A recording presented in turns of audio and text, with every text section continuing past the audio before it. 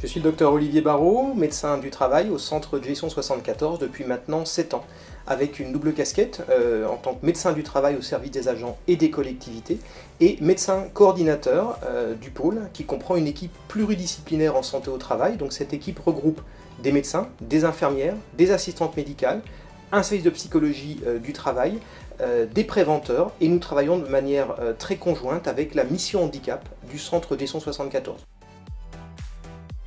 Un médecin du travail est avant tout le conseiller des agents et des collectivités en matière de santé et de risques professionnels, de gestion d'exposition des risques professionnels. La mission principale du médecin du travail est de veiller à ce que la santé des agents ne se dégrade pas du fait de leur travail.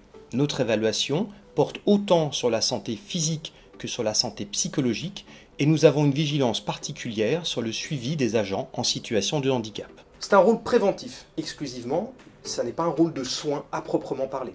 C'est un métier de terrain, un métier avec un fort contact avec l'humain.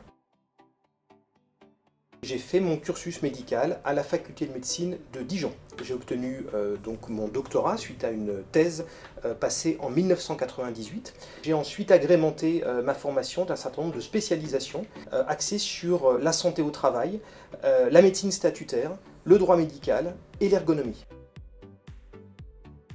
La diversité du travail, un travail de terrain, un travail au contact avec l'humain, où on va consulter et on va également se rendre sur le terrain, évaluer les postes, observer les postes, étudier le maintien dans l'emploi des agents. Il y a un fort contact avec les collectivités, avec les agents, et il y a un vrai partage des valeurs du service public.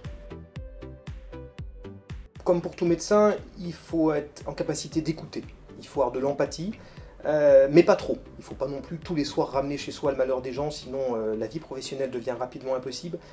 En fonction publique et en médecine du travail, il faut faire preuve d'une énorme neutralité. Il faut croire aux valeurs du service public. Et il faut avoir des connaissances réglementaires, autant que des connaissances médicales, et être en capacité de les actualiser régulièrement. Une question d'opportunité, initialement, et ensuite une vraie adhésion aux valeurs du centre de gestion et de la fonction publique. La possibilité dans cette pratique au centre de gestion, dans un pôle santé au travail, d'exercer des missions excessivement variées, avec des moyens adaptés, avec du temps laissé pour s'occuper des agents et avec du temps laissé pour effectuer ce qu'on appelle le tiers-temps médical en santé au travail, qui comprend un certain nombre d'actions sur le milieu du travail.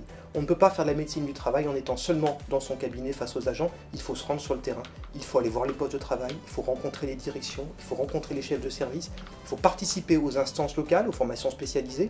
Et aujourd'hui, dans notre pratique en fonction publique et au centre de gestion, nous avons cette possibilité qui nous est laissée d'être acteurs de terrain autant qu'acteurs de consultation dans nos cabinets médicaux.